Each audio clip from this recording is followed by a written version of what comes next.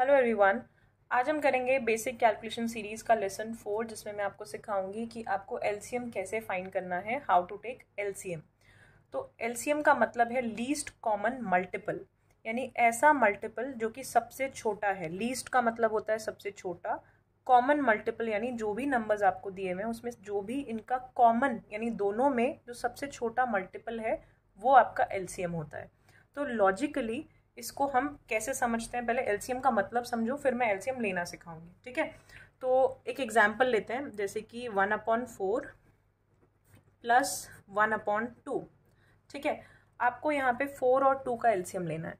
ठीक है, तो 4 और 2 का एलसीएम क्या होगा, देखो लॉजिकली अगर मैं आपको बताऊं तो 4 का मल्टीपल लिखते हो आप पहले, जब आप बचपन में सीखते थे तो 4 का एलसीएम 4 और 2 का एलसीएम कैसे निकालते थे, 4 का मल्टीपल लिखो, यानी 4 की टेबल, 4 का मल्टीपल पहला होता है 4, फिर होता है 8, फिर 12, फिर 16, ऐसे चलता जाएगा।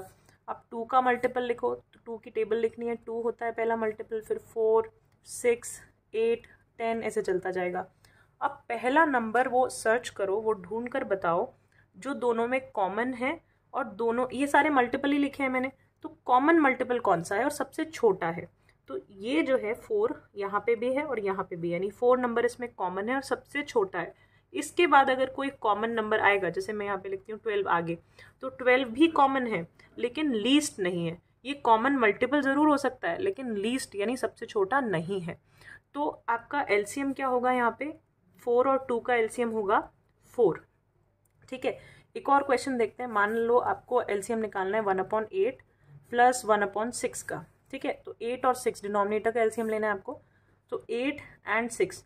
तो सबसे पहले 8 के मल्टीपल्स लिखते हैं, 8, 16, 24, 32, ऐसे चलता जाएगा। 6 के मल्टीपल लिखो, 12, 18, 24, लेट्स से 30, 36, ऐसे चलता जाएगा।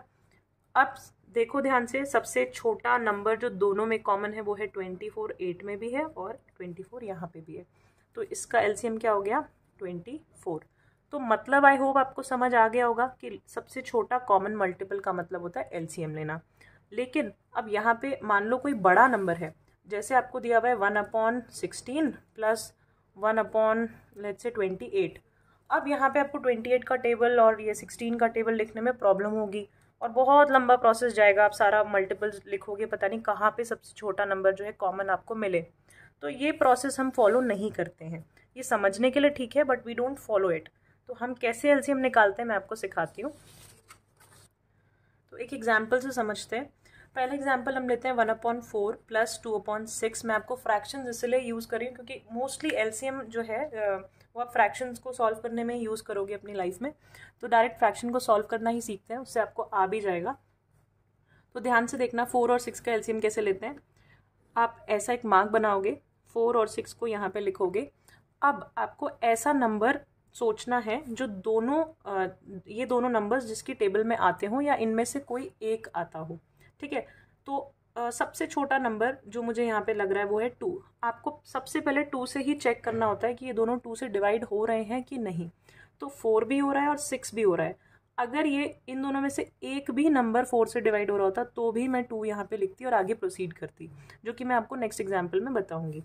अभी देखो ये दोनों ही नंबर 2 से डिवाइड हो रहे हैं, तो सबसे छोटा नंबर आप यहाँ लिखोगे 2। ये 2 की टेबल में 4 कब आता है, 2 पे आता है।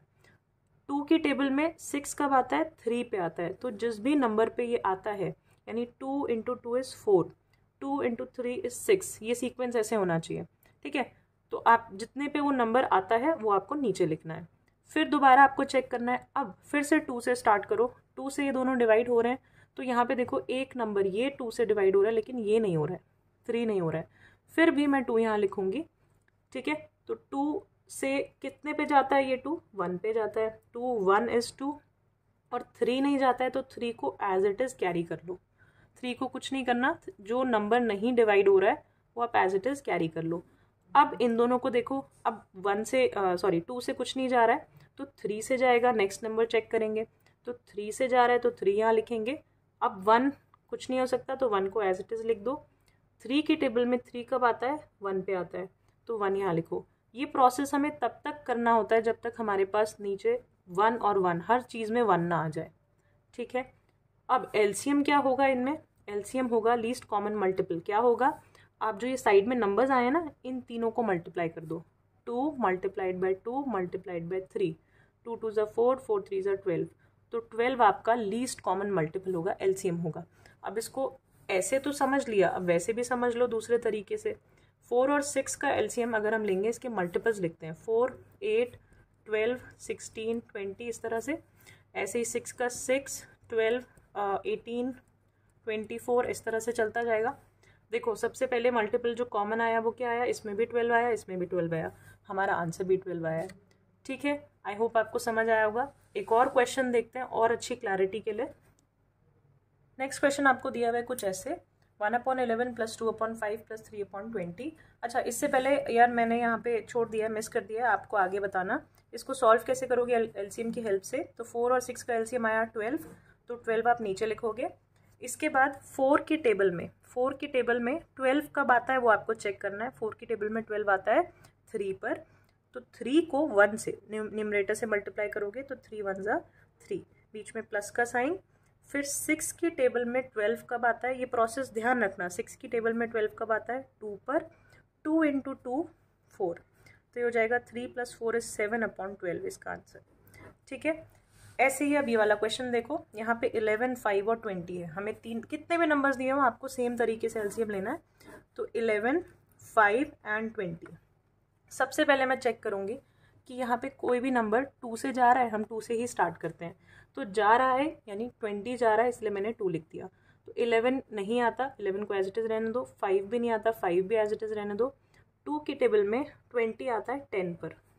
ठीक है, तो 2 × 10 = 20, ये सीक्वेंस रहना चाहिए।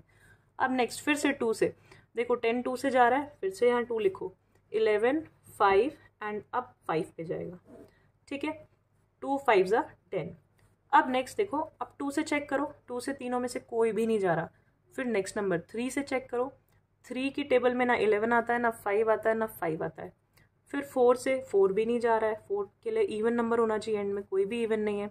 फिर 5 से चेक करो, देखो 5 से जा रहा है।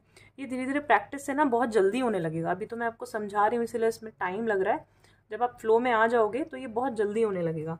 तो 5 से जा रहा है, तो 5 इधर लिखो, 11 नहीं जाता। 5 की टेबल में 1 पे 5 आता है और 1 पे 5 आता है। अब फिर से चेक करो, अब देखो 11 एक प्राइम नंबर है, यानी वो अपनी ही टेबल में आता है और किसी की टेबल में नहीं आएगा। तो आप सीधा यहाँ पे 11 लिखोगे। 11 1 आ गया, 1 और 1, तो मुझे मिल गया है तीनों में 1। तो आप इन सारे नंबर्स को मल्टीप्लाई कर दो। 2 × 2 × 5 × 11 कितना हो जाएगा, 2 2 ज़ा 4, 4 5 = 20, 20 × 11 = 220। तो 220 आपका एलसीएम आ जाएगा 220। बड़े बड़े नंबर से बिल्कुल डरना नहीं है, कॉन्सेप्ट वही रहेगा जो छोटे नंबर्स के साथ रहता है। बच्चे मुझे मैसेज करते हैं कि आप बड़े नंबर्स के साथ भी जो है क्वेश्चन सॉल्व कराओ। मैं धीरे धीरे आगे बढ़ूंगी, बड़े क्वेश्चंस भी हम करेंगे, बट आप पहले बेस स्ट्रॉन्ग करो अपना।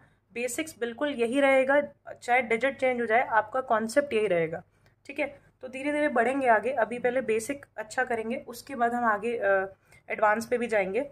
तो ध्यान से देखना है, 220 एलसीएम आ चुका है। तो 11 की टेबल में 220 कब आता है, अभी हमने देखा। देखो अगर आपको डिवीजन वापस से करना पड़ेगा तो एक छोटा सा ट्रिक होता है। 11 की टेबल में आपको देखना है कि 220 कब आता है। तो इस 11 को छोड़ दो, बाकी 3 नंबर्स जो आए थे एलसीएम में उनको मल्टीप्लाई कर दो।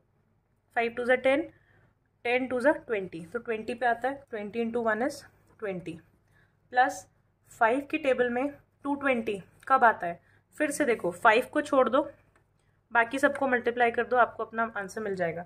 तो 11 2 ज़ा 22, 22 × 2 44, तो 44 × 2 = 88, प्लस बहुत ईजी है, ध्यान से देखो, 20 के टेबल में 220 कब आता है। फिर से मुझे डिवाइड करके देखना पड़ेगा, उससे अच्छा है मैं यहाँ पे 20 को छोड़ देती हूँ। 20 को कैसे छोड़ूंगी, देखो 5 × 2 10, 10 × 2 20, तो ये पूरा 20 बना रहा है। इसको छोड़ दो, यानी 11 पे जाता है। ठीक है, 20 × 11 करोगे तो 220 आएगा। तो 11 को 3 से मल्टीप्लाई करेंगे, 33 आ गया। ये चीज़ प्रैक्टिस करोगे और अच्छी होती जाएगी, अच्छे से समझ में आएगी। खुद से करना, वीडियो देख के लगेगा समझ आ गया है, लेकिन जब खुद से करोगे तो अटकोगे। तो खुद से ज़रूर प्रैक्टिस करना है। अब इन सबको प्लस करेंगे, 20 88 33 को प्लस करके आंसर आएगा 20 30 and 88, it will come 141 upon 220. तो ये आपका आंसर है.